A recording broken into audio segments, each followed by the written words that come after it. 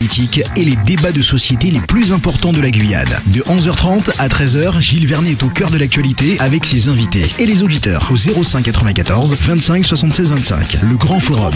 Pour comprendre et analyser toute la société guyanaise. Débat, analyse, commentaires. Le Grand Forum de 11h30 à 13h sur Radio Pays.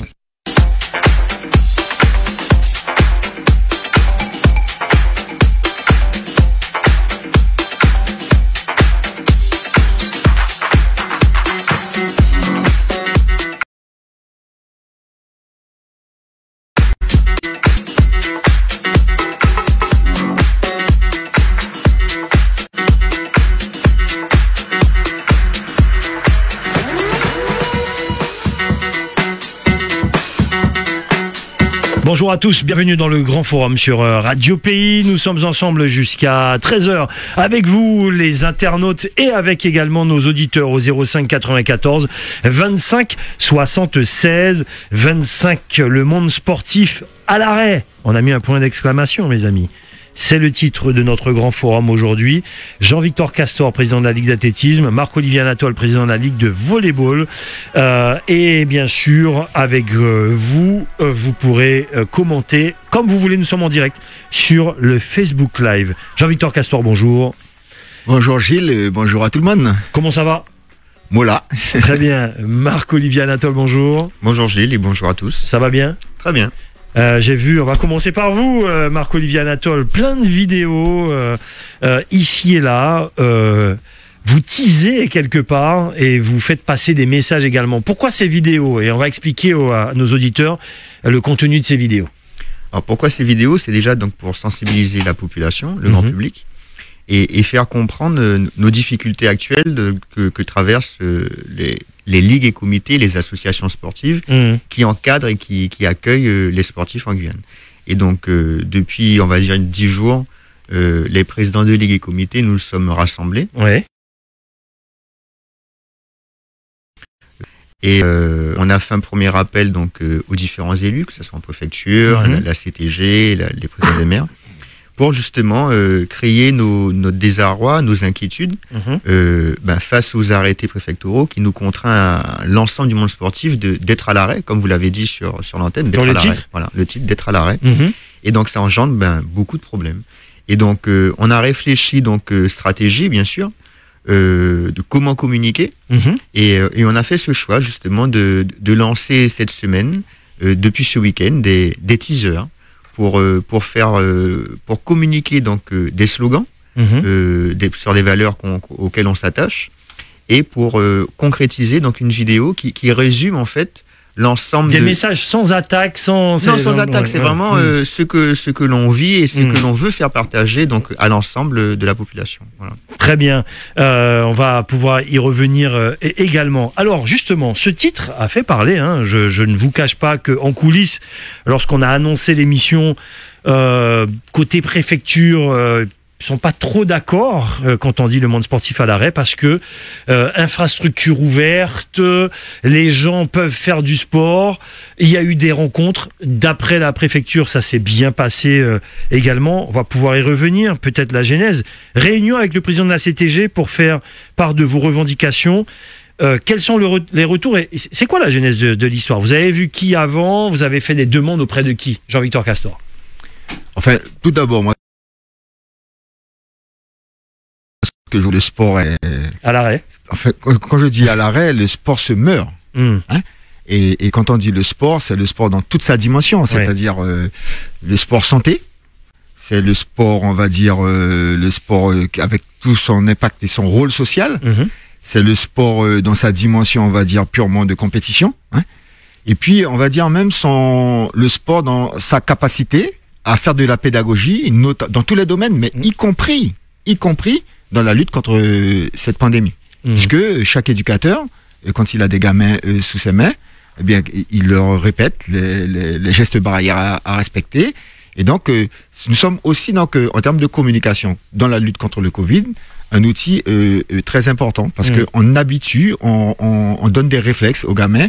Et ça, c'est un rôle, et c'est pour ça que le slogan, enfin, il y a plusieurs slogans, mais l'un d'entre eux, c'est que donc le sport, donc c'est notre moyen contre la lutte contre le Covid. Donc, je veux dire par là, c'est que maintenant, sur la genèse, oui, il y a eu. Alors oui, c'est important parce qu'on va revenir sur l'importance du sport, surtout en période de crise sanitaire. Mais on va y revenir. Ça a été quand même. J'ai exposé ça d'abord pour que les gens comprennent bien que voilà, on n'est pas, nous sommes des êtres humains.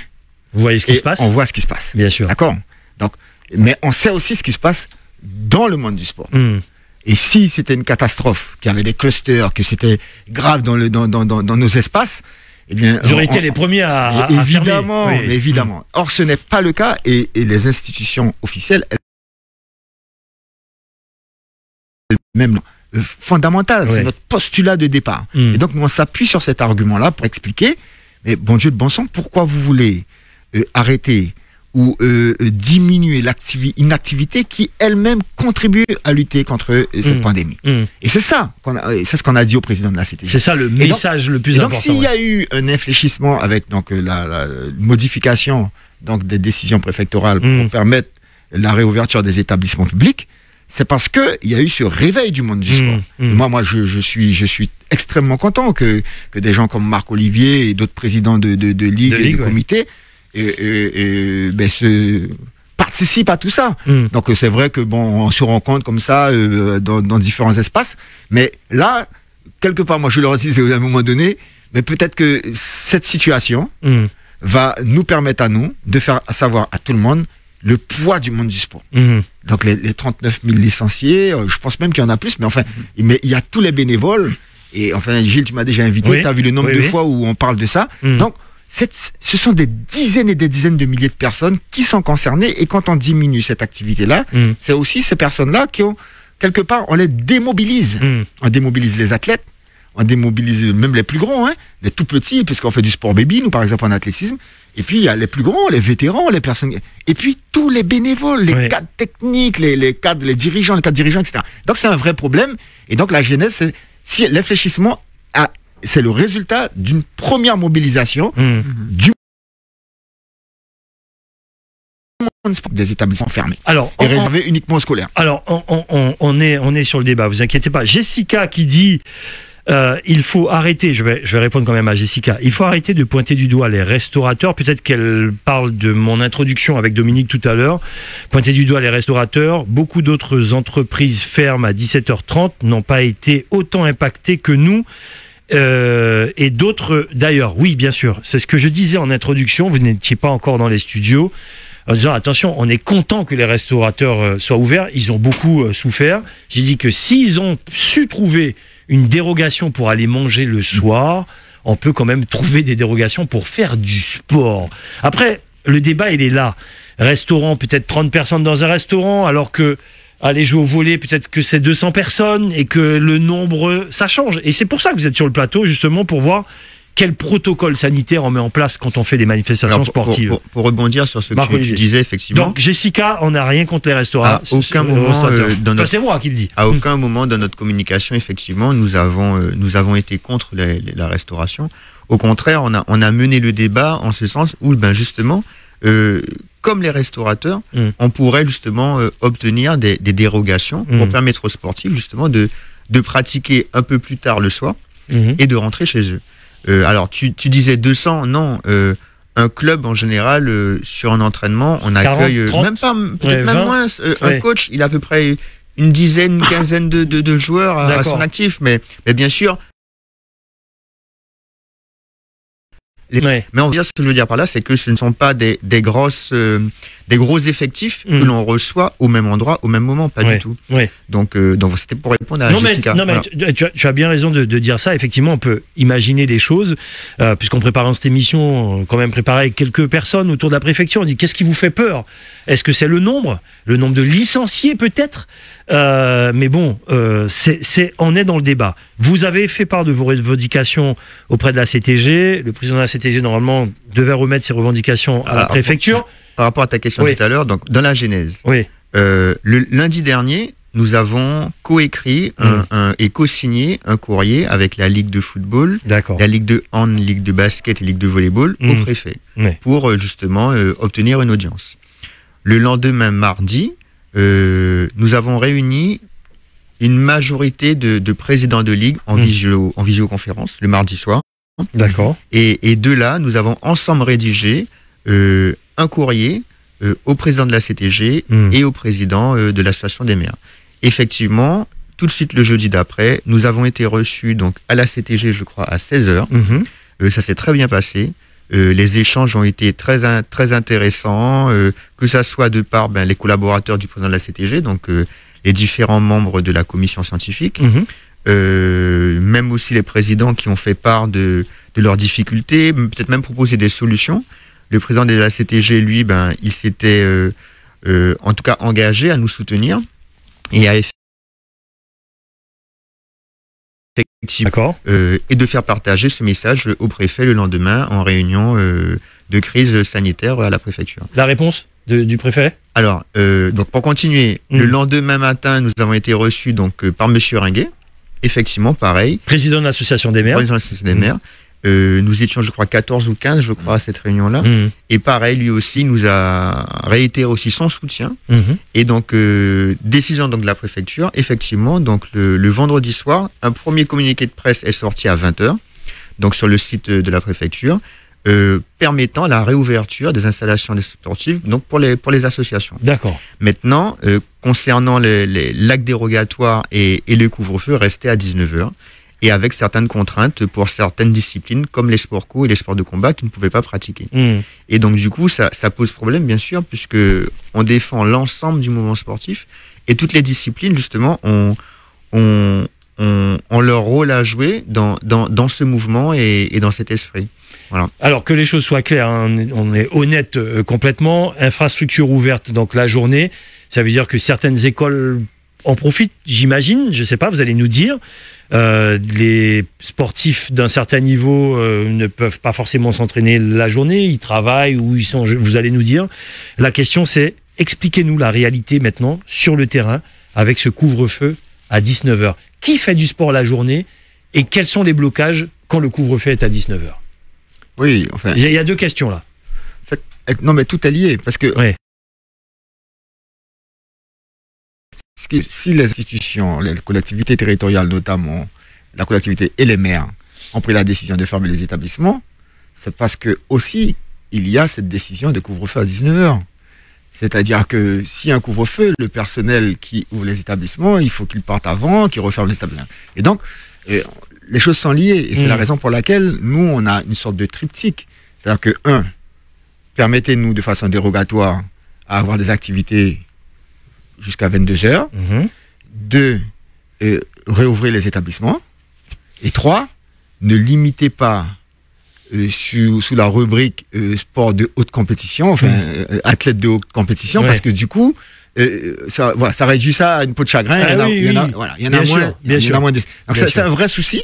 Et nous, si ces 3 éléments-là sont suspendus et sont entendus, on retrouve presque la plénitude donc, de nos activités, avec la garantie effectivement que chacune des ligues et que chacun des clubs respecte donc des protocoles qui sont établis pour pouvoir donc éviter donc une propagation possible donc du virus. Et ça fait un moment déjà que ces protocoles sont établis, sont diffusés, sont respectés, sont appliqués. Etc. Donc il y a pas de souci là-dessus. Et la preuve, je le répète, je vais insister là-dessus, il n'y a pas, selon les instances sanitaires elles-mêmes, dans leur bulletin, de cluster ou de diffusion dans le monde sportif. D'accord.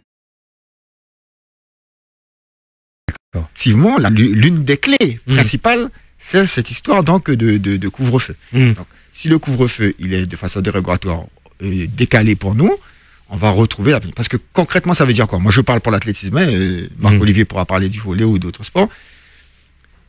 Moi, un gamin qui sort de l'école, vous savez comment ça se passe, ils sortent de l'école, ils prennent un bus, un deuxième bus. Le profil de nos jeunes sont des jeunes qui sont souvent un peu défavorisés et tout. Le temps d'arriver au stade, il est déjà 18h. Oui, il y a des embouteillages. Bon, donc c'est mort. Oui. Donc pas d'entraînement. Donc pas d'entraînement. Voilà, c'est pas la peine d'aller plus loin. Alors on va et là maintenant on rentre dans la réalité de nos. Alors, sans être plus long, je vais passer à laisser Marc-Olivier parler. Quand Marc-Olivier parle de la solidarité entre nous, c'est très important. Dans le groupe, le collectif des ligues, d'accord. Toutes les ligues qui sont parties prenantes donc, de cette démarche se sont accordées sur le fait que on ne veut pas qu'il y ait de discrimination d'une activité par rapport à l'autre. Par exemple, créer une division entre le sport co et le sport individuel. Oui, ça serait une erreur. Les sports de contact. Il faut trouver des solutions.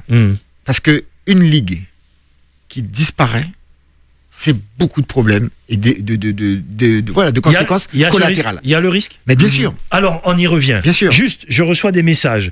Quelqu'un qui propose, parce que quand il a, pareil sur l'introduction, qui propose comment les enfants, dans le cadre scolaire, peuvent faire du sport, même en intérieur, et qu'au titre associatif, entre eux, dans leur quartier, ne serait-ce pas un manque de confiance vis-à-vis des associations sportives? Point d'interrogation. Il a tout résumé. Cette internaute, c'est qu'effectivement, quand on parlait dans nos communications de pratiques sauvages, on en est bien là. Parce que nous, dans les clubs, on encadre, on fait respecter un certain nombre de protocoles, mais si tous ces jeunes, que ce soit jeunes ou adultes, ne sont pas dans un sport encadré, qu'est-ce qu'ils vont faire? Et ils vont braver, ils iront à l'extérieur, ils vont se faire des petits regroupements entre copains, copines, et donc du coup, là on sera pleinement dans des situations où il y aura une propagation, où il y a des risques, vraiment des risques de contamination, puisque les gestes barrières ne seront pas respectés. Et donc, et effectivement, dans le milieu scolaire, on pratique avec les jeunes, et au milieu associatif, on ne peut pas. Alors, la réalité maintenant, expliquer la réalité sur le terrain, on l'a dit, les jeunes qui sortent à 17h30, il y en a beaucoup. Il y a des embouteillages là, tout dépend où vous habitez, etc. Allez, vous arrivez vers 18h. Mais en arrivant à 18h... Si vous n'avez pas eu le temps de vous changer entre-temps à la maison, c'est direct. On arrive à 18h, mais les installations sont fermées. Il faut partir à 18h35, 40. Donc on n'a pas le temps de faire du sport. Donc on a bien compris. Non, mais aujourd'hui, les établissements sont fermés à 18h. À 18h. Les établissements sportifs sont fermés à 18h. Quand on sort du travail, nous, les éducateurs... C'est-à-dire que couvre-feu 19, mais établissement 18h. Bon, c'est mort. C'est mort. Bon, c'est mort. D'accord, j'avais espoir. En fait, c'est comme si je vous disais... C'est comme si je vous disais...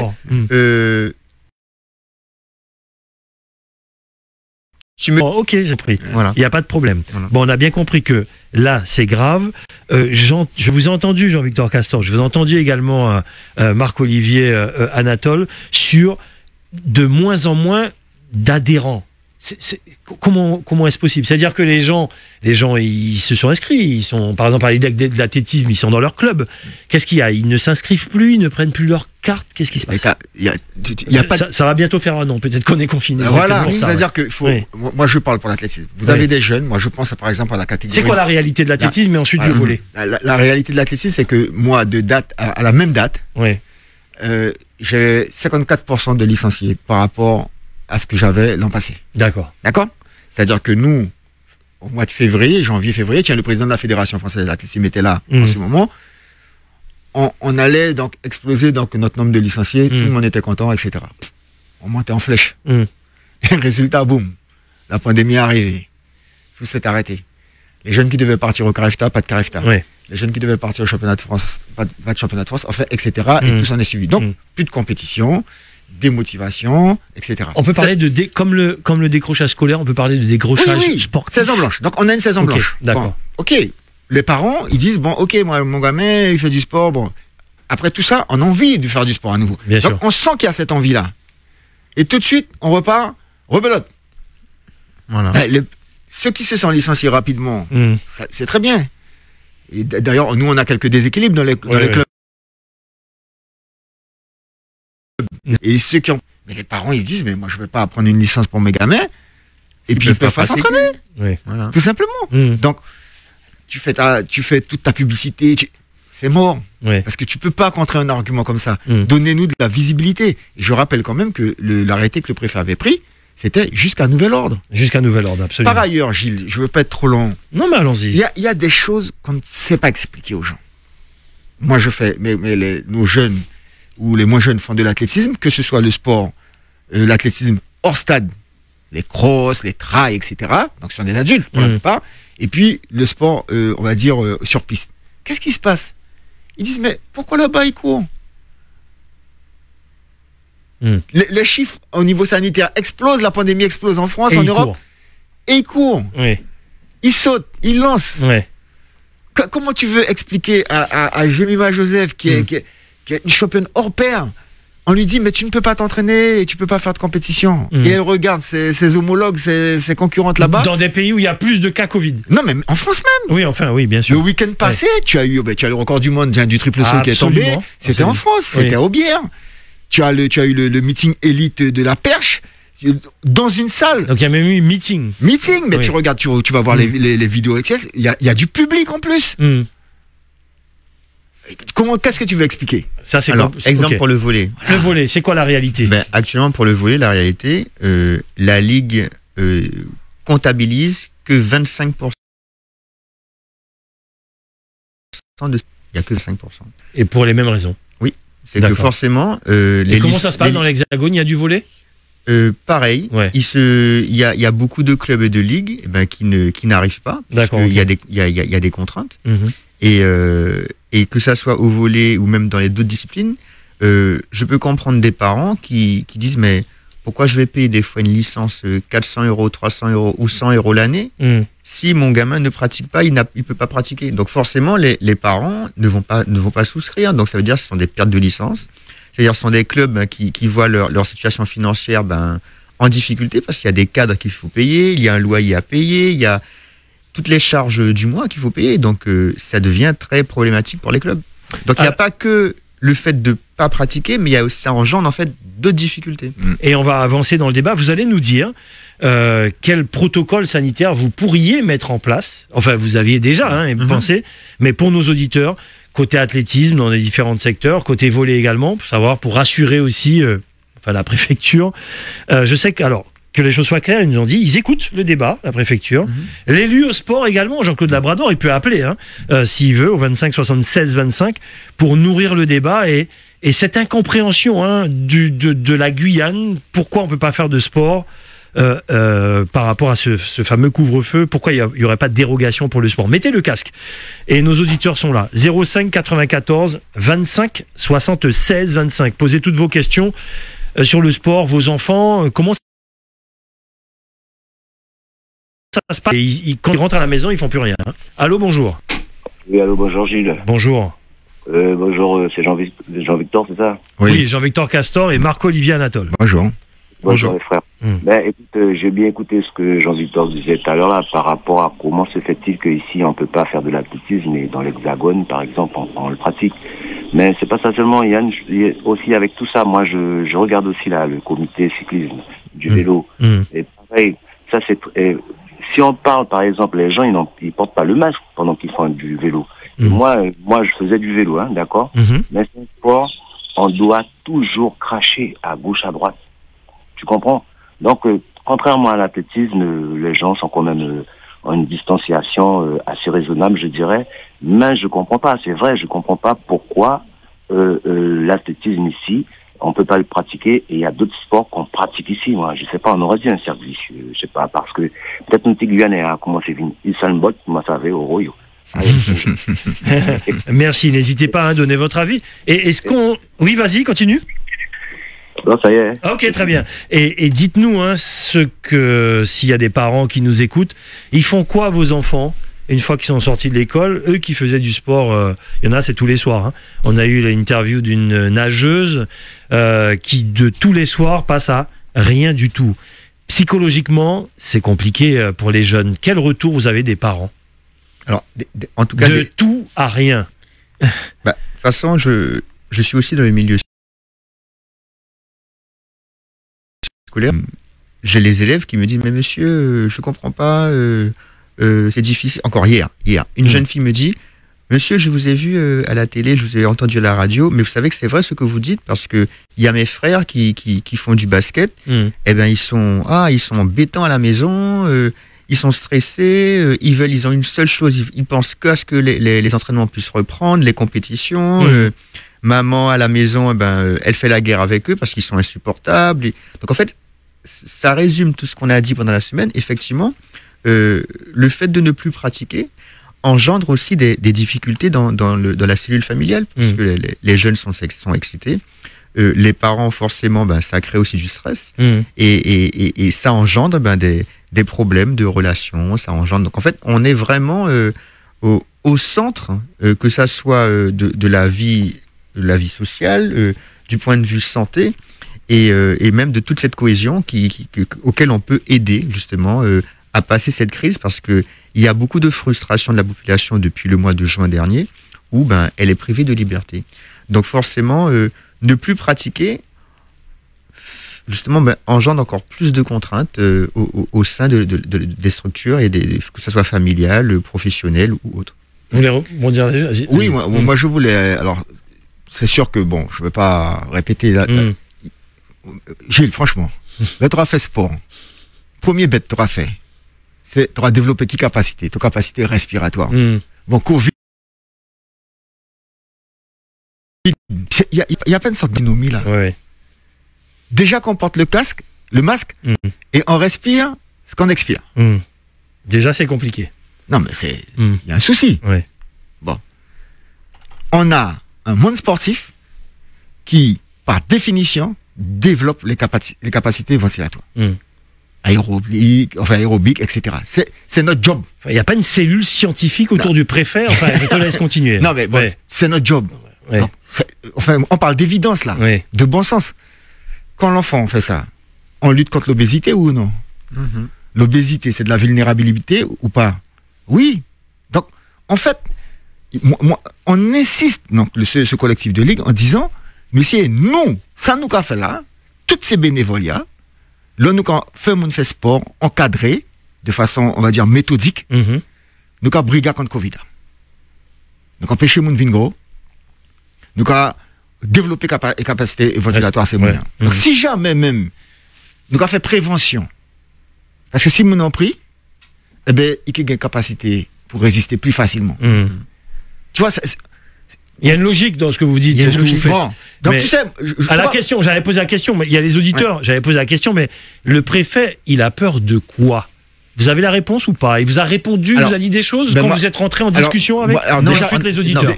On n'a pas encore été reçu par le préfet. C'est ça. Le préfet, alors, hier, nous avons reçu un appel. Il nous reçoit normalement demain après-midi à 14h.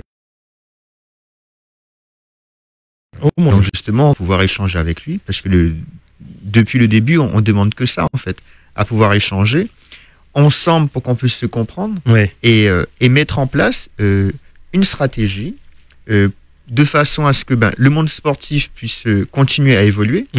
Et comme on l'a dit, nous sommes comment dire ça, on peut contribuer à cette prévention. C'est ce que vous dites, effectivement. On peut contribuer à cette prévention. De par nos protocoles, tout un chacun. Tout à l'heure, vous avez posé la question, quels sont vos protocoles? On va y revenir sur ça. 25 76 25. Allô, bonjour. Allô, oui, allô, bonjour. Allez-y. Oui, c'est Diane. J'appelle effectivement pour...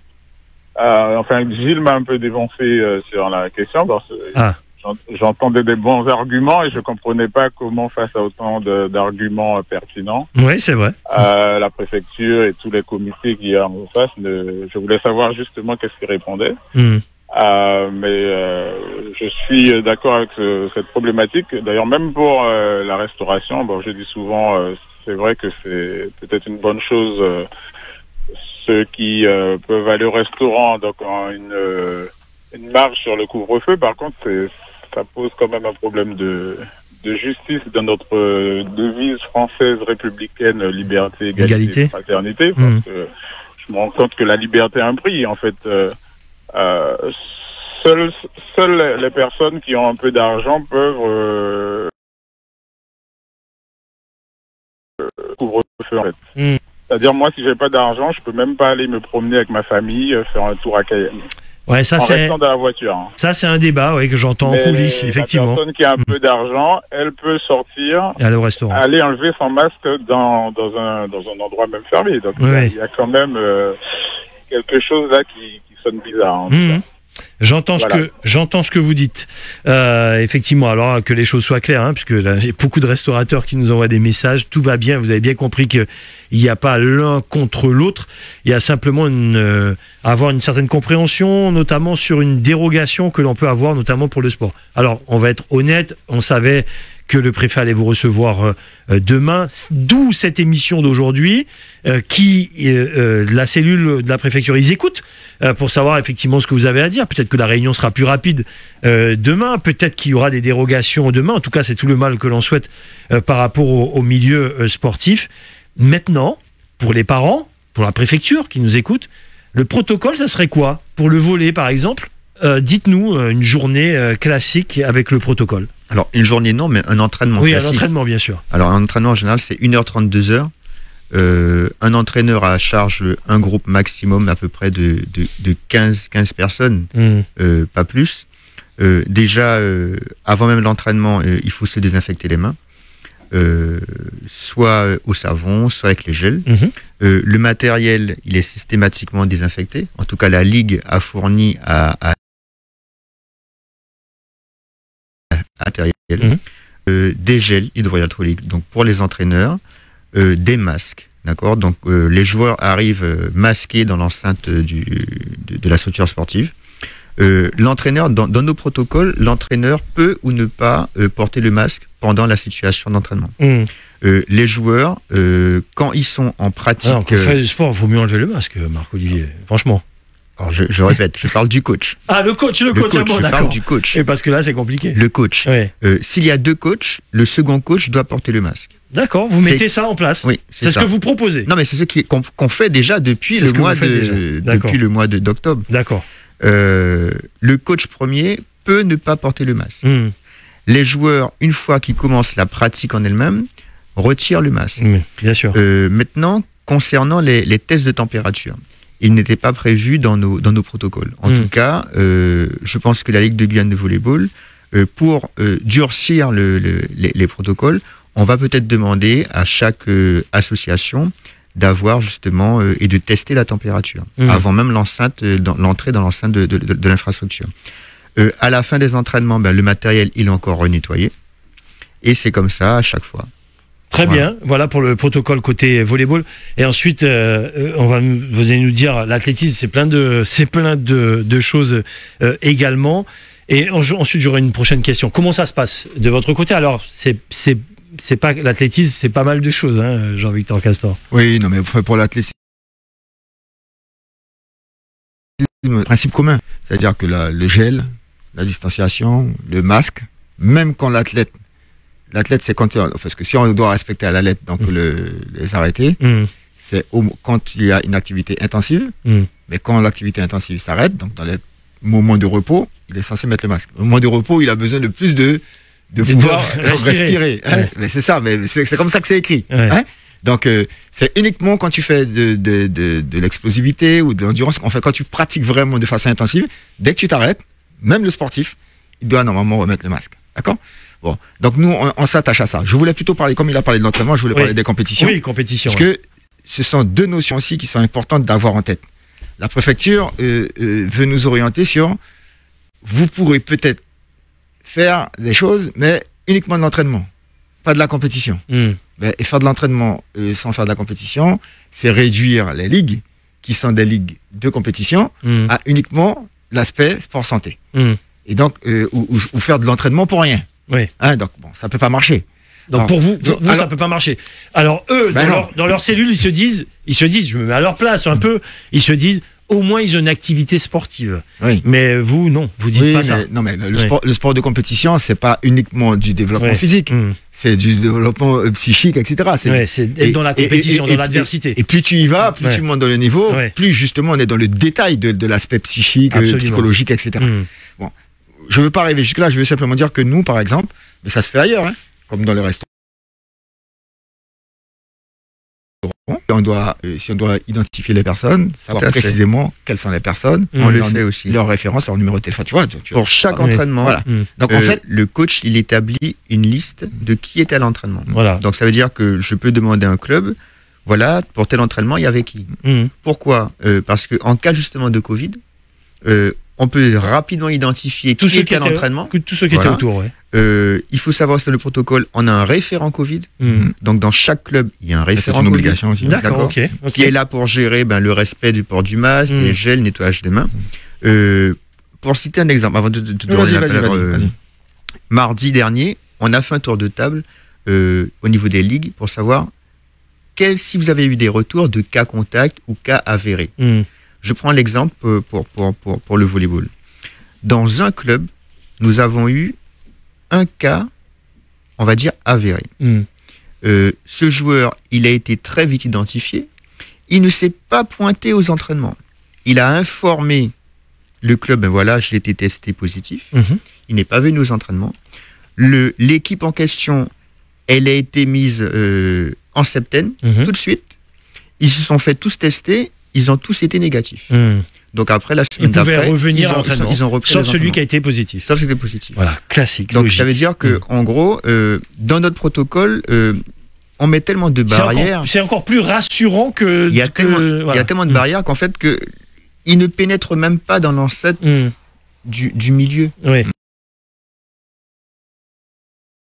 C'est pour ça qu'on ne dénombre pas justement de cas cluster ou de transmission au sein du monde sportif. D'accord, ça c'est important de le dire également. Jean-Victor Castor. Je voulais donc préciser cet aspect supplémentaire-là, c'est-à-dire c'est la capacité, si jamais ça devait arriver, ce qui n'est pas le cas, eh bien de pouvoir identifier et donc très rapidement donc agir.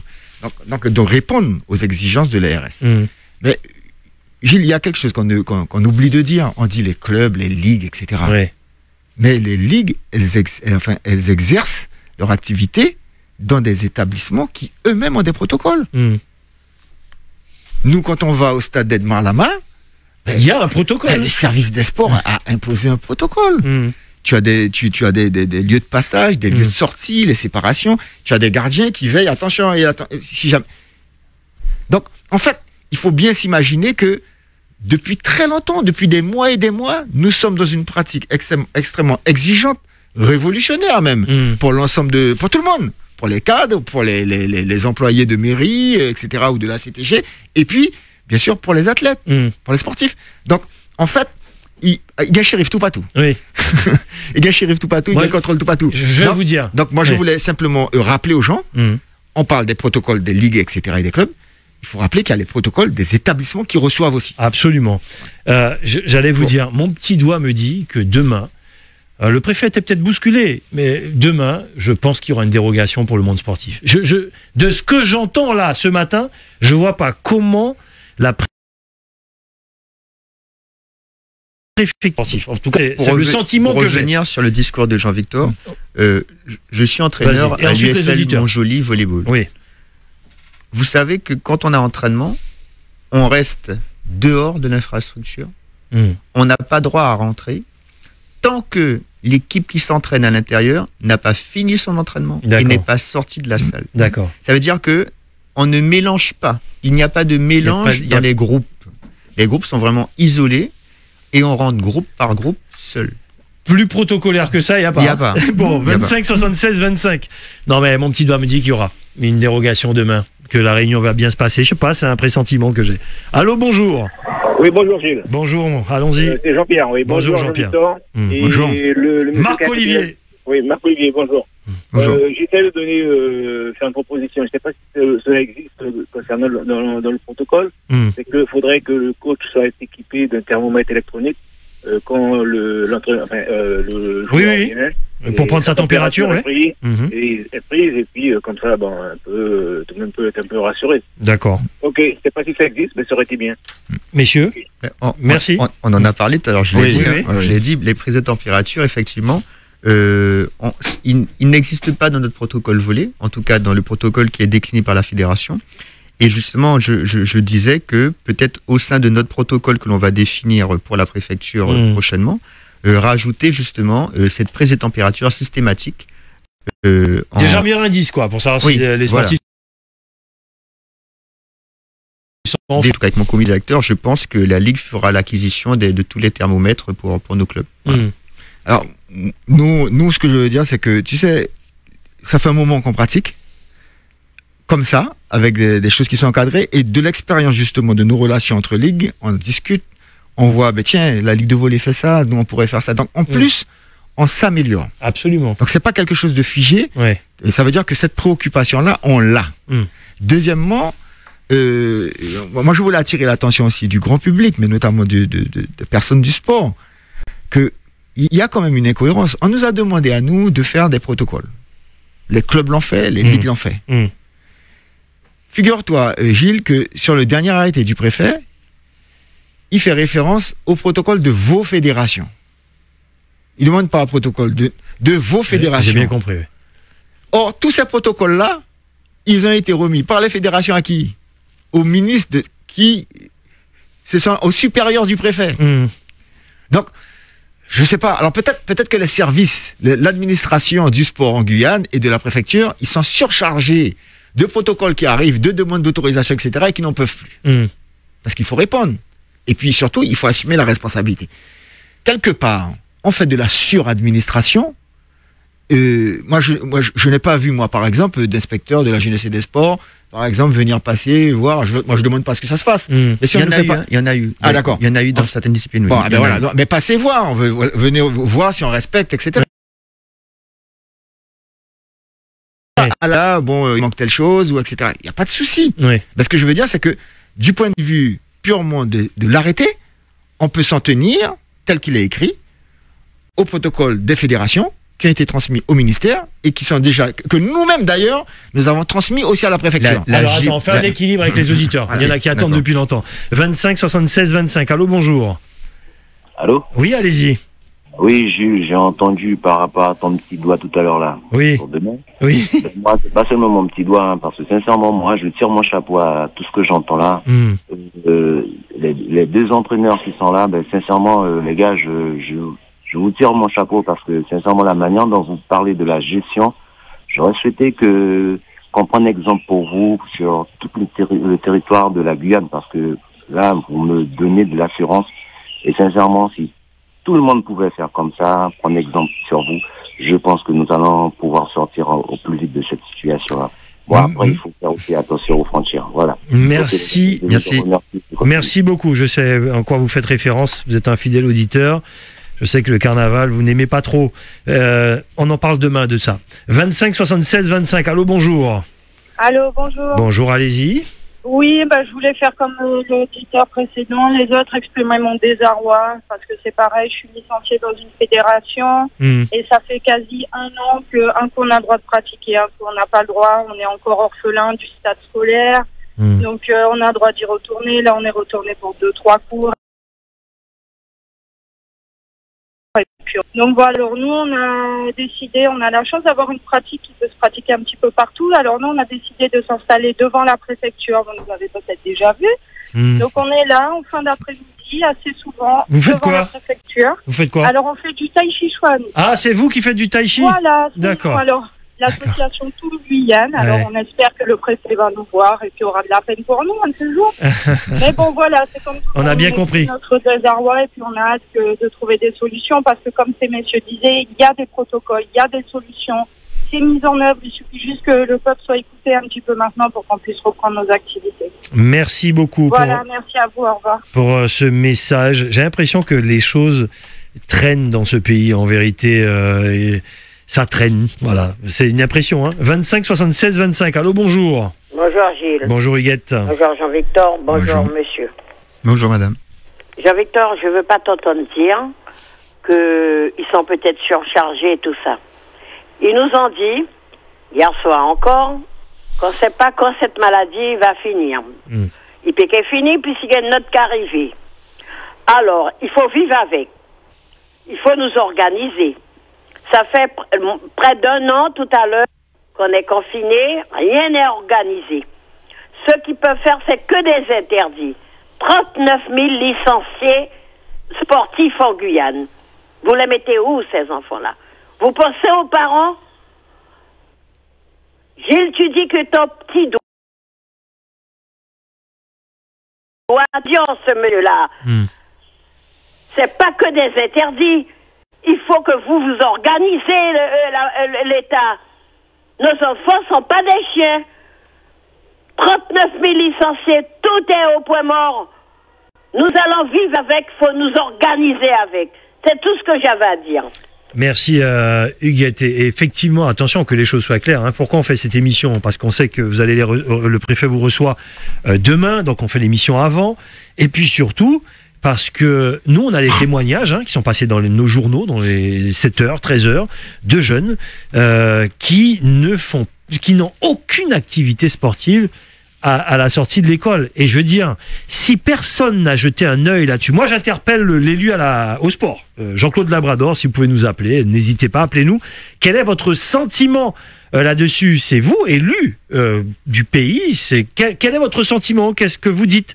Quel est le rapport avec la préfecture? Appelez-nous, 05 94 25 76 25. On peut pas laisser des jeunes qu'est-ce que je dis? Des gens ne rien faire à une certaine heure par rapport à un couvre-feu. Je veux dire, là, ça devient problématique. Je vous ai interrompu tout à l'heure, vous vouliez dire quelque chose, Marc-Olivier, Jean-Victor Castor. Est-ce que, alors du coup, ma question, est-ce qu'en vérité, la crainte profonde de la préfecture, c'est que, justement, elle a donné le chiffre, vous avez donné le chiffre sur la vidéo, est-ce que c'est pas ce chiffre-là qui fait peur?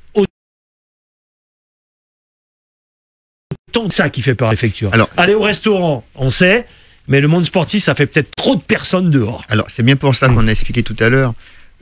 Oui, ça représente 36 000 personnes. Oui. Mais ces 36 000 personnes ne sont pas ensemble. Oui, c'est 36 000 personnes éparpillées sur tout le territoire, dans différentes structures, et encore en petit effectif. Oui. Comme je l'ai dit, les sports co, je pense, c'est l'une des disciplines peut-être qui rassemble le plus de monde à l'entraînement. Un coach, il a à peu près maximum 15, 16 joueurs, maximum. Oui. Donc, c'est que 15 personnes qui sont ensemble pendant 1h30, 2h. Ce n'est pas 36 000 personnes qui sont agglutinées ensemble. Oui. Donc, encore une fois, les gestes de barrière sont respectés, la distanciation est respectée. Donc, en fait, c'est pour bien faire comprendre que en tout cas, on ne profite pas à cette prolifération donc du Covid. Au contraire, tout au contraire, c'est cadré justement pour que ça ne puisse pas se propager. Ce que vous dites paraît tellement logique, on entend les auditeurs, je reçois des messages privés, ça paraît tellement logique, je me dis mais il est entouré, le préfet, d'un comité, je ne sais pas, scientifique ou un sous-préfet spécialiste des sports, enfin je ne sais pas. Après, Jean-Victor Castor. Je peux comprendre, maintenant je me mets à la place du préfet. Leur but forcément c'est d'éviter à ce que les gens se côtoient, se touchent, se fréquentent pour justement limiter, je pense, la propagation. Mais il sent bien que vous êtes des gens responsables. Lorsqu'on vous entend, on sent la responsabilité. C'est ce qu'on veut faire comprendre, c'est que certes, il y aura du déplacement de population par rapport aux pratiques, mais à des heures variées. Tout le monde ne se déplace pas aux mêmes heures. Les jeunes, c'est un créneau de 18h à 20h. Les seniors, c'est un créneau de 20h à 22h. Donc, et en général, après une bonne séance de sport, on ne va pas taper à gauche et à droite. On est fatigué, on est claqué, on rentre à la maison. Bien sûr. J'apprends que même le skatepark, qui est un lieu ouvert, est fermé. Donc voilà, je le vois c'est Catherine qui nous le dit sur le Facebook Live. Jean-Victor Castor. Oui, je voulais aborder un sujet et puis un exemple. Allons-y. Je reviens sur l'athlétisme particulièrement, mais je pense que c'est le cas d'autres disciplines. Comment on fait avec des jeunes qui ont soif donc, de performance, voilà, tu parlais de Bolt, voilà, ils ont une image, ils ont leurs idoles et tout. Ils se préparent physiquement. On leur fait une année blanche, ils ne peuvent pas partir. Ils repartent avec peut-être une envie très forte. Et ils voient que les entraînements et les compétitions continuent en France. Et qu'en Guyane, ils ne peuvent pas. Or, ils ont des échéances là. Les championnats de France, par exemple, en salle. Absolument. Il faut faire des minima. On leur dit, mais vous ne pouvez pas vous entraîner, vous pouvez faire de compète. Donc, vous ne pouvez pas faire les minima. Donc, vous ne pouvez pas faire les minima, vous ne pouvez pas vous qualifier. Il y a un souci. D'accord. Donc, ça, c'est une vraie problématique. Oui, un exemple concret. Je parle pour notre élite. C'est maintenant qu'il faut marquer. Il y a les JO de cette année. J'espère qu'ils ne vont pas être reportés à Tokyo, une nouvelle fois. Mais il y a les JO à Paris, dans 3 ans. C'est maintenant qu'on doit marquer les esprits. Ceux qui sont déjà sur les listes de préparation olympique, tant mieux. Ceux qui veulent y arriver, y accéder, ils se projettent. On s'entraîne pas quand on veut faire de la haute compétition. On s'entraîne pas au jour le jour. Les entraîneurs font des planifications pluriannuelles. Ils ont des objectifs dans la saison, mais des objectifs sur les saisons à venir. Une saison blanche, c'est déjà mortel pour un athlète de haut niveau. Mais 2 saisons blanches, c'est presque le sacrifier dans sa carrière sportive. Donc, il y a cet enjeu-là, et moi je dis que on ne peut pas donc ne pas répondre à cette question-là, à cette problématique-là. Donc, alors, je vous laisse poursuivre, Jean-Victor Castor. Que les choses soient claires, on a des sacrés champions dans le milieu de l'athlétisme, et s'ils ne s'entraînent pas, les champions d'aujourd'hui et de demain risquent d'avoir des sacrés problèmes et d'être rattrapés par d'autres. Parce que là, les enjeux sont importants. Bien sûr, bien sûr. Mais quelque part, c'est déloyal. Oui, complètement, c'est ce que je voulais dire. Voilà, c'est déloyal. Ouais. Donc, ça, effectivement, ça concerne donc un petit groupe. Oui. Mais je vais dire de façon plus générale. C'est l'exemplarité. Ouais. Voilà. De façon plus générale, moi, je voulais vous donner un exemple. C'est-à-dire que l'exemple, c'est le suivant. On avait une compétition samedi. D'accord ?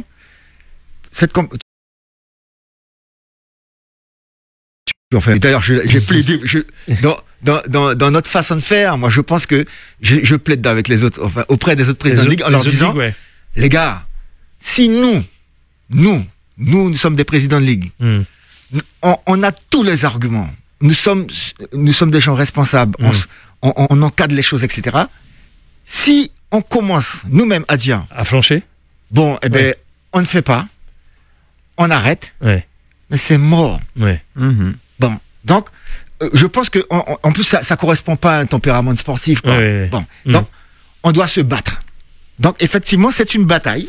C'est une bataille dont les enjeux sont importants. On en a décliné plusieurs déjà. Et donc, dans la façon de faire, qu'est-ce que ça veut dire concrètement ? Ça veut dire concrètement que moi, quand tu vois, on a une compétition qui est au calendrier, même chez moi, dans mon comité ou certains présidents de ligue, m'ont dit, regardez, nous pas larguer, hein. Nous pas qu'à larguer. Si on doit dire ce n'est pas possible, c'est au dernier moment. Oui, mais bien sûr. Jusqu'à quelques heures de la compétition, on va se battre pour qu'elle ait lieu. D'accord ? Parce que ce que tu ne fais pas aujourd'hui, et ça on l'a dit au président de la CTG, si on a des éléments factuels qui prouvent que on part vraiment vers des pics, enfin où tout le monde, on va se réunir, on va dire bon, ok, on va accepter peut-être un couvre-feu général. J'en sais rien. Tu vois ce que je veux te dire ? Parce que nous sommes des gens responsables. Mais, je-delà, à pas ça. Tu vois, je veux dire ? Je-delà, à pas ça. Et donc, du coup, ne me... Bon, on fera plus de compétition jusqu'à nouvel ordre. On ne sait pas faire ça. Donc, qu'est-ce qui s'est passé ? Gilles, moi, t'es c'est Bougla comme ça. Téléphone, machin, etc. Jusqu'à... Bon, on a eu M. Plénette. Il est maire. Moi, je discute avec lui. Je lui ai expliqué tout ce que je viens de vous expliquer là. Ça lui paraissait logique en tant que maire. Il a dit, mais bon, moi, j'ouvre le stade. Ouais. Il n'y avait pas encore l'arrêté du préfet. D'accord, mais c'était tellement logique dans son esprit. Il n'avait pas encore l'arrêté du préfet disant que bon, on va infléchir, ou etc. Mais tu donnes des arguments. Attends, mais c'est à des mots de bon sens, Bouga. Personne ne peut contrer ces arguments-là. Ça, les élus ne peuvent pas, mais le préfet non plus. Et je te dis très sincèrement, bon, je ne sais pas si je serai dans la table de discussion. Mais en tout cas, vaut mieux. Non. Mais ce que je veux dire, c'est que pourquoi il n'a pas reçu jusqu'à maintenant le monde sportif? C'est parce qu'il sait très bien que tous ces arguments-là, ils sont imparables. Ils sont imparables. Donc, ce ne sont pas des arguments qui vont venir, si tu veux, justifier d'une décision qui serait contraire aux intérêts de tous. C'est pas ça. C'est autre chose qui va peut-être le guider. Mais moi, ce que je dis, c'est que nous, quand on a discuté avec le maire, M. Plénette m'a dit, on va ouvrir. Et effectivement, on a pu faire la compétition. Et il m'a dit, je passerai. Et il est passé. Et on a eu une discussion avec lui à l'issue de la compétition. C'est bien passé. Devant tous les présidents de club, etc. Il a constaté par lui-même, il était satisfait. Et puis on lui a dit, mais nous, on veut continuer. Dans cette dynamique-là. Et donc, quand on a été voir le président de la CTG et quand on a vu le président de l'association des maires, représentant les maires, là, l'appel, on le fait public avec force aujourd'hui. Mais bon Dieu de bon sang, appuyez-nous. Alors, mon esprit est tellement positif. Ce sont les élus locaux, oui, bien sûr, qui demain, quand il y aura des problèmes sociaux, quand ça va déraper de partout, parce que ce milieu associatif là, il se sera effondré. Tu sais, c'est facile, hein, Gilles, hein, de briser, de faire tomber quelque chose où des personnes ont mis du temps, des années, des dizaines d'années à bâtir. Parce que les ligues, c'est ça. C'est pas Marc-Olivier, c'est pas Jean-Victor Castor. On prend des années à bâtir et très peu de jours pour que ça casse. Hein. Tu te rends compte que Marcel Bafo, il annonce 1500 licenciés en moins dans le football. En moins dans le foot, oui. Thibaut Quartier populaire, ils sont où? En moins, 1500. C'est énorme. On parle que du football. Ouais, c'est énorme. C'est pour ça qu'on fait cette émission, c'est pour une prise de conscience également. Avant de vous donner la parole, Marc-Olivier, Anatole, je suis tellement positif dans mon esprit que tout le monde parle de mon petit doigt qui dit que j'avais même pas imaginé cette question-là. On me pose la question, on m'envoie la question. C'est quoi le plan B si la préfecture dit non? J'avais même pas imaginé que la préfecture dit non. Mais question auditeur, imaginez que la préfecture ne fasse pas un protocole spécial pour le monde sportif. Vous n'êtes pas des voyous, Allez, c'est une question auditeur. Bonne question. Oui, j'avais même pas pensé à la question. En tout cas, ce soir, nous avons prévu une visio à 20h, justement pour préparer notre réunion de demain avec le préfet. Et suite à cette réunion et des décisions qui seront prises, je pense qu'on va se réunir certainement encore une 4e ou une 5e fois, et voilà. Et on verra par la suite. Voilà. Et on verra par la suite, bien sûr, de la sagesse dans le monde sportif. J'ai même pas imaginé la question, c'est vous dire. Et puis on va pas je l'ai pas posé. Et puis on va pas dévoiler notre plan B. Non, mais bien sûr. Mais très honnêtement, écoutez, j'ai toutes mes questions sous les yeux, j'ai même pas celle-là. En tout cas, 39 000 licenciés attendent. Voilà, vous imaginez. Voilà. 25 76 25. Allô, bonjour. Oui, allô, bonjour. Bonjour tout le monde sur le plateau. Allez-y. Bonjour. Donc, je suis une maman d'une volleyeuse. Oui. Donc, elle pratique le volley depuis l'âge de 11 ans. Là, maintenant, elle a 18 ans. Elle me dit souvent quand elle arrive à la maison qu'elle est plus motivée. Elle est plus motivée parce que sans histoire de couvre-feu, là, les horaires de couvre-feu, c'est quand même embêtant. Parce que déjà on se prépare des mois à l'avance physiquement, mentalement. On reprend après dans les halls et on retrouve surtout la passion, parce que ça devient le sport, c'est pas seulement un sport, c'est une passion de reprendre dans les salles et tout. Et puis après on se prépare déjà pour les compétitions. Après quand vient les horaires de couvre-feu qui changent. Du coup, elle fait quoi à la maison? On est plus motivée. Du coup, elle fait quoi quand elle sort de l'école? Elle fait quoi? Je tourne à l'extérieur. Ouais. Avec des amis, pour justement pour qu'elle puisse pas, comme on dit, entre guillemets, péter les plombs dans la maison. Ben oui, bien sûr. Et des fois, elle préfère courir des fois dehors. Des fois, comme je suis une maman, des fois je m'inquiète parce que bon, avec tout ce qui se passe. C'est vrai, en plus, j'avais pas pensé à ça. Voilà, pour une fille, je m'inquiète parce que des fois, même si elle est avec des amis, parce qu'elle n'est pas encadrée. Mais voilà, elle peut se faire agresser. Ouais. Donc je vois souvent, je lui dis fais attention et tout, et c'est pas évident. On dit que lorsqu'elle est, je suis plus tranquille lorsqu'elle va se la déposer au hall, sinon elle va dans les halls, elle est encadrée et tout.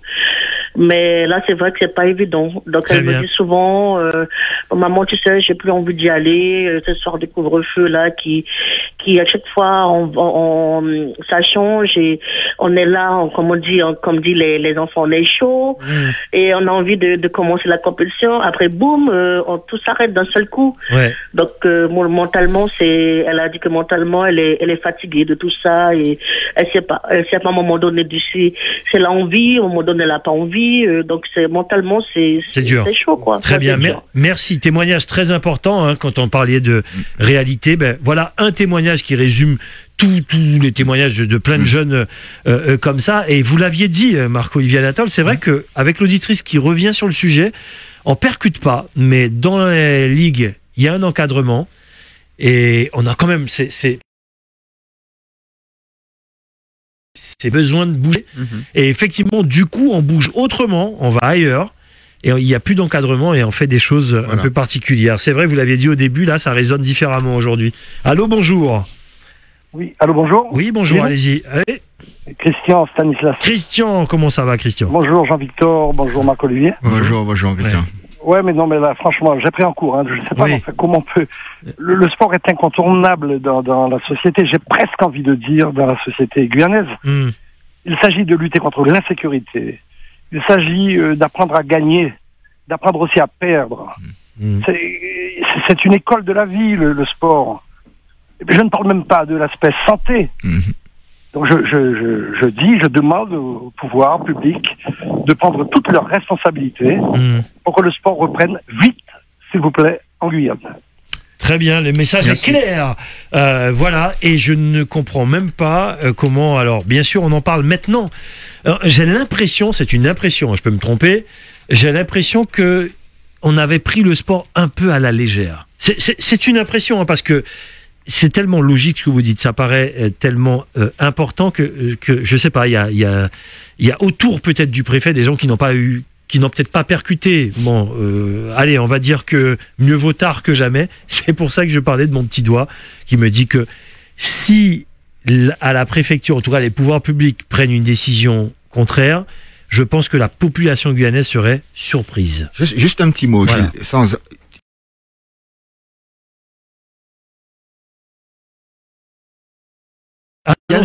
On a la même expérience, notamment les cadres techniques. Combien de gamins on a eu qui avaient des résultats scolaires désastreux et qui, par le biais du sport, ont appris à être motivés, c'est vrai. Donc les aspects psychologiques, ont appris à s'organiser, ont appris à se sacrifier, ont appris à avoir de la rigueur, et des gamins qu'on pensait perdus, je parle au niveau scolaire. Oui, non, c'est vrai. Qu'on pensait perdus, nous voyez, il y a qu'à bac, certains même qu'à prendre mention, alors que 3-4 ans avant, c'était la catastrophe. Ouais, démotivation de tout.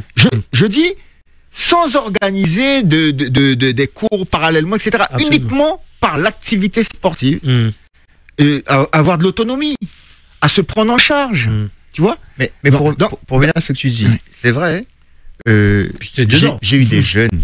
J'ai eu des jeunes en conflit avec la famille, donc avec papa, maman. Ces jeunes-là voient en nous, les entraîneurs, le grand frère, le papa ou la maman. Ils se confient à nous. Donc nous, quel rôle qu'on joue? On joue un rôle d'éducateur, on les oriente, on les conseille et ils nous écoutent.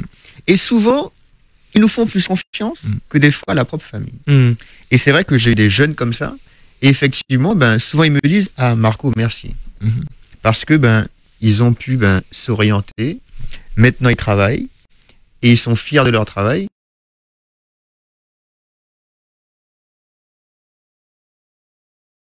L'importance du sport à tous les niveaux. Oui. Mais d'ailleurs, enfin, je pense que vous avez... C'est pour ça que c'est important, la réunion de demain. Je pense que toutes les ligues ont le même discours, tous les éducateurs ont le même discours. Enfin, l'élément de langage, maintenant, ça s'appelle le double projet. Quand tu as un gamin, même quand il est jeune, c'est double projet. Et Thibaut, ou Tifi, tu auras fait sport, nous avons coupé les vis, c'est la carotte. C'est la carotte. Si tu auras travaillé à l'école, ils ont tellement envie de faire le sport, etc. Et ils ont tellement envie qu'ils travaillent bien à l'école. C'est assez vieux ce truc-là. Mais ça marche. Ça marche. Ça marche, ouais. Ça marche. Nous, on a pratiquement tous nos jeunes qui sont dans l'élite sportive, c'est entre 20, 25, 30 gamins. Il y a tout cas pour au bac. Quasiment, c'est très rare qu'on ait eu des échecs. Et pourtant, je te dis, ces mêmes gamins-là, 3-4 ans avant, pour beaucoup d'entre eux, ils étaient en difficulté scolaire. Bien sûr, le sport. Donc, c'est un aspect qu'il faut prendre en compte aussi. Quand on sacrifie une saison, puis une deuxième, ça a un impact déjà sur l'aspect pédagogique, l'aspect scolaire, alors que l'école déjà elle-même est en difficulté avec cette pandémie. On est d'accord. 25 76 25. Dernier appel. Allô, bonjour. Oui, bonjour. Bonjour. Oui, bonjour. Je me permets de vous appeler. Je suis une maman d'un nageur. Oui. Qui fait de la compétition. Oui. Je trouve ça inadmissible qu'on coupe les moments.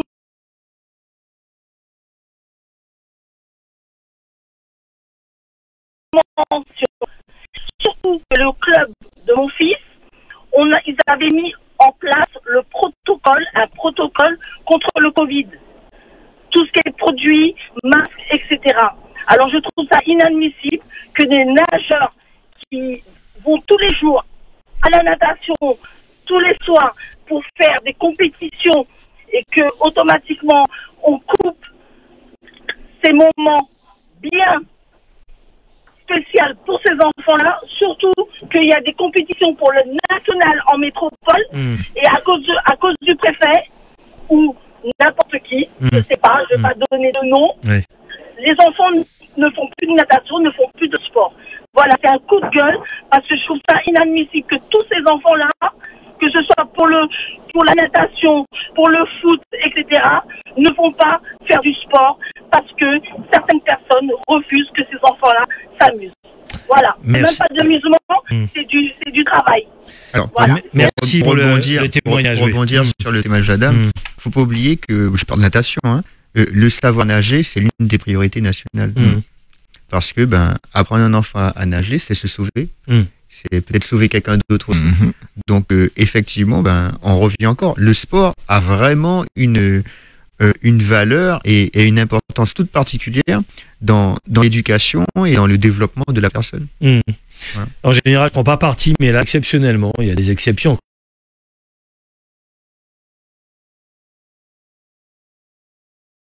Comme je dis, mais j'aimerais envie de dire, je trouve cette situation tellement inadmissible que je n'imagine pas une seule seconde que votre réunion de demain se passe mal. Je vous le dis comme je le pense, comme je le ressens. Rendez-vous demain, à l'issue de cette réunion, envoyez-nous un message pour savoir comment nous, on va continuer à faire des débats demain sur cette situation qui, franchement, je trouve inadmissible. Je ne trouve pas de dérogation dans le milieu sportif. Vous avez montré et prouvé, je reçois plein de messages, que vous êtes, bon, il n'y a pas besoin de cette émission-là pour ça, mais que vous êtes des gens responsables, que les protocoles sanitaires sont respectés, et il n'y a pas de raison que les autorités ne prennent pas ça en compte. Voilà, c'était le... Oui, un dernier mot. Non, mais ton émission, elle a de l'importance, parce que, en fait, les quelques parents qui appellent... Ont témoigné, oui. Qui témoignent. Ce sont les porte-parole des autres parents. Bien sûr. Parce que nous, on sait ce qu'on vit, nous, dans nos ligues. C'est-à-dire des parents qui sont désabusés, Absolument. ils sont révoltés. Absolument. Tu vois. Quand je reprends la formule de la dame, c'est son coup de gueule. Mais ce sont des coups de gueule tous les jours, c'est quotidien. Les parents n'en peuvent plus, ils ne comprennent pas, les athlètes n'en peuvent plus, ils ne prennent pas. Est-ce que on n'a pas abordé l'aspect financier parce que je voulais pas le faire aujourd'hui. Mais voilà. C'est un vrai sujet. Absolument. Parce que par ailleurs, on n'en parle pas.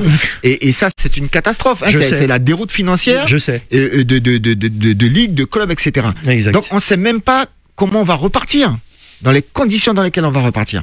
Et protéger les enfants, leur donner la possibilité, je parle des enfants, et puis il y a des adultes aussi qui pratiquent le sport. Donc, moi, je n'ai même pas de conclusion, Gilles. La conclusion, c'est, je sais qu'on devra se battre tous les jours.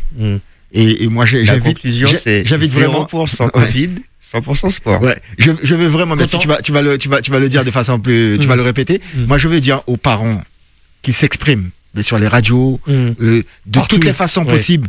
Je veux dire aux athlètes aussi qu'ils s'expriment, aux bénévoles, parce qu'on perd des bénévoles, plutôt que de dire bon ben moi on va foutre ça là. Non, exprimez votre désaccord.